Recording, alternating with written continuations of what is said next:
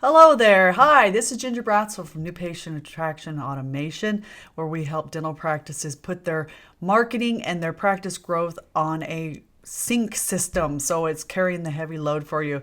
And we're having one of our candid conversations. It's always a pleasure to be with you.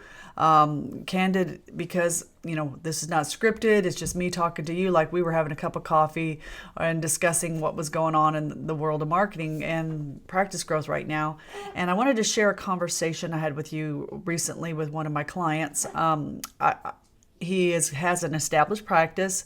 He's gone through several different models, and right now, where he was a solo dentist for a long time, for almost 30 years, he switched his model up, and he's got some multiple practices, and he's doing more management stuff on it. And we were talking about, what's the shift from where he was struggling to where he is now, and what he's learned along the way. And it was just a relaxed conversation just like this. And the term come up, and what we summarized, and as we talked about it, there was a point of making a living and doing okay and doing well with that, but to leaving a legacy. That's where he's at now. So his focus has shifted way past, profit margins and overhead and tax brackets and all those things that you think about. And he's like, you know what?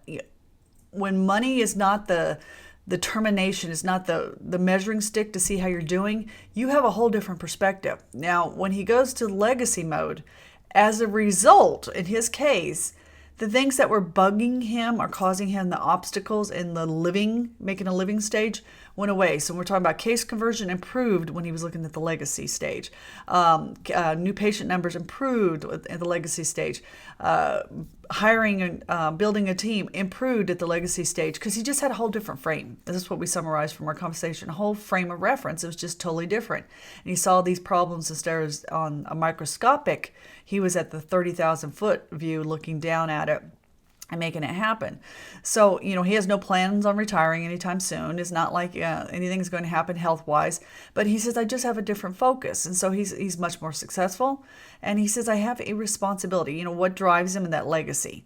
His son is a dentist. He'll be taking over the business eventually. But he has mentored not only his son, but several other dentists, family, friends, patients that have gone through his office as young men and young ladies.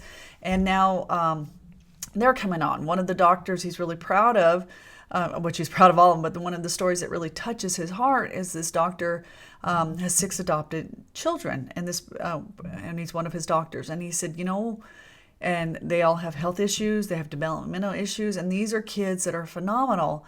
But if it wasn't for the stability and this legacy approach to it, these kids wouldn't, and this doctor would not have the opportunity to do these things. This is very important to him. So he sees that trickle down effect from mentoring other people. And so when you think bigger than just keeping my secrets and not talking to anyone or competition and all those things, the insurance companies are out to get you, and you really think from a giving place, what's going to happen? It affects your pocketbook in a positive way. It makes things happen in your life in a positive way. He travels more often. I'm not saying he doesn't have problems, but they're different problems. And a lot of times those problems is just a matter of writing a check, which the money's there to make them go away, where he was having to personally solve them and get involved and emotionally invested in them. So, I want you to start thinking, even if you've been in practice for a year, or you are been in there for 20 years, and you have a single practice and you don't plan on doing anything else, that's okay. But I want you to think of the legacy.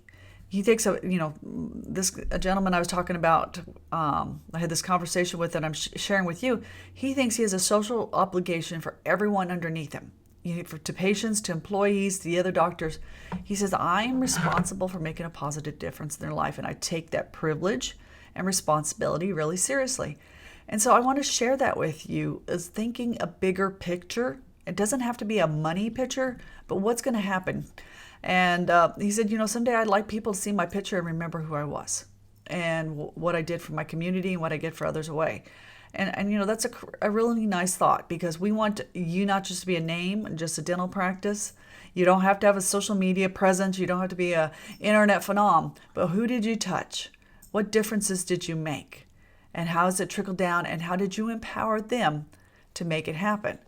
And that will affect in a positive way your pocketbook and help some of these other problems come into perspective.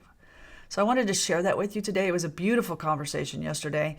I wish I had a microphone on me. We record it. Maybe we'll set that up again where that opportunity comes, because it was just really great. And it was a message I would like to share with others. And I think he would, because again, he's a sharer. He wants to leave his legacy. So I'll see if I can get that arranged and we can do it for another time.